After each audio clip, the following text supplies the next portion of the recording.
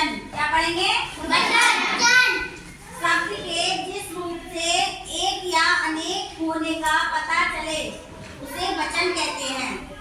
हमें जो शब्द होता है उससे हमें एक है या दो है या दो से ज्यादा है उसका पता लगे उसे क्या कहते हैं? वचन। वचन दो प्रकार के होते हैं, एक वचन और बहुवचन। वचन कितने प्रकार के होते हैं? दो। कौन से? एक वचन, बहुवचन। पता लग गया? जैसे पंखा, क्या है ये? एक वचन। पंखा एक वचन हुआ, बहुवचन? एक वचन। अगर हम बोले पंखे तो बहुवचन। अब ये क्या है? पेन। पेन क्या हुआ? एक वचन। और हम बोले पेने बहुवचन। दो भी हो सकता है, तीन भी हो सकता है, चार भी या ज्यादा भी हो सकता है। अब ये क्या है? पेंसिल। पेंसिल क्या हुई? हम इसे बहुवचन में कैसे बनाएंगे? अच्छा, कुछ शब्द ऐसे होते हैं जिन्हें हम हमेशा बहुवचन में यूज करते हैं, बहुवचन नहीं बोले जाते हैं। जैसे आंसू, बहुत सारे आंसू निकलते हैं ना हमारे, एक आंसू निकलता है, बहुत सारे, तो उन्हें हम आंसू को हमेशा बहुवचन नहीं बोला जाता है। लोग बहुत सारे होते हैं, किसमें आता है? बहुवचन में आता है।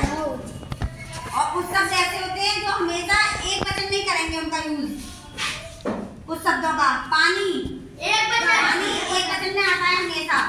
बरसात, भीड़, जनता, ये सारे शब्द किसमें आते हैं? एक वचन। और कभी कभी हम दूसरों को सम्मान देने के लिए भी बहुवचन का ही यूज करते हैं। जैसे तुम अपनी मम्मी से क्या कहोगे? मम्मी खाना बना रही है? क्या कहोगे?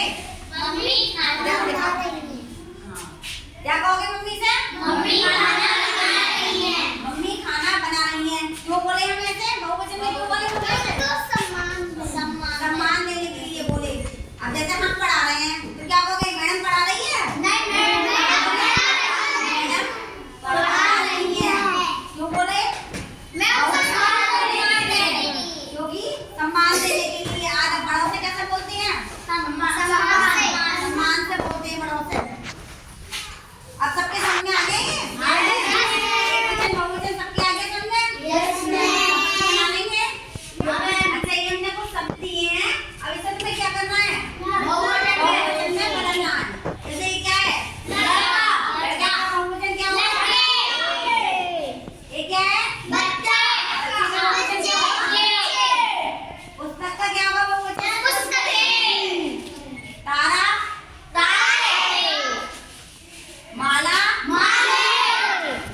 औरत, बच्चों को आया समझ में? नहीं आ गया बच्चन? सब बच्चे कर लेंगे? सब बच्चे करिए।